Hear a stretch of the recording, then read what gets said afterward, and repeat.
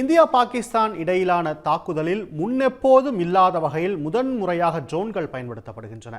இதன் மூலம் புதிய போர் அத்தியாயத்தை இரு நாடுகளும் எழுதியிருப்பதாக சர்வதேச அரசியல் நோக்கர்கள் கருதுகின்றனர்.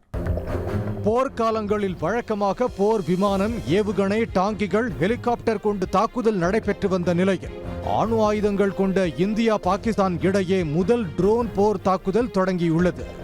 செலவும் குறைவு, வீரர்கள் மரணமும் குறைவு, சேதப்படுத்தும் இடம் அதிகம் என்பதால் ட்ரோன் தாக்குதல் அதிக அளவில் பயன்படுத்தப்பட்டு வருவதாக கூறப்படுகிறது.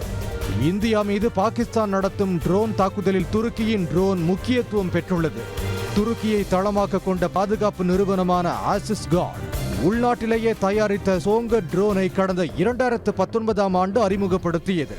துருக்கியின் ஆயுதப்படையில் 2020 பிப்ரவரி மாதத்தில் சோங்கர் ட்ரோன் வெற்றிகரமாக பரிசோதிக்கப்பட்டது. இதில் 5 வகையான சோங்கர் ட்ரோன்கள் உள்ளன. சோங்கர் அசால்ட் ரைபிள், சோங்கர் கிரெனேட் லான்ச்சர், சோங்கர் கையெறி ஏவுகணை உள்ளிட்ட 5 வகையான ட்ரோன்கள் மூலம் தாக்குதல் தொடுக்க முடியும். சோங்கர் ட்ரோன் தொலைதூரத்தில் அல்லது தானாக இயங்கக்கூடியது என்பதால் போர் மற்றும் எல்லை தாண்டிய பணிகளுக்கு பயன்படுத்தப்படுகிறது. இந்த வகை ட்ரோன்கள் கடல் மட்டத்தில் இருந்து 2800 மீட்டர் உயரத்தில் செயல்பட முடியும். ட்ரோன் ஏவுதலுக்கு 45 கிலோ வரை பொருட்களை எடுத்துச் செல்ல முடியும்.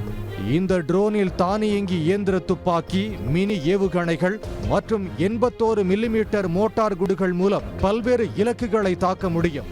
5 கிலோமீட்டர் சுற்றளவுக்கு நிகழ்நேர வீடியோவை வழங்கும் இந்த ட்ரோனை இரவும் பகலும் ராணுவ நடவடிக்கைகளுக்கு பயன்படுத்த முடியும். உடனுக்குடன் செய்திகளை தெரிந்து கொள்ள சன் நியூஸ் பெல் ஐகானை கிளிக் பண்ணுங்க.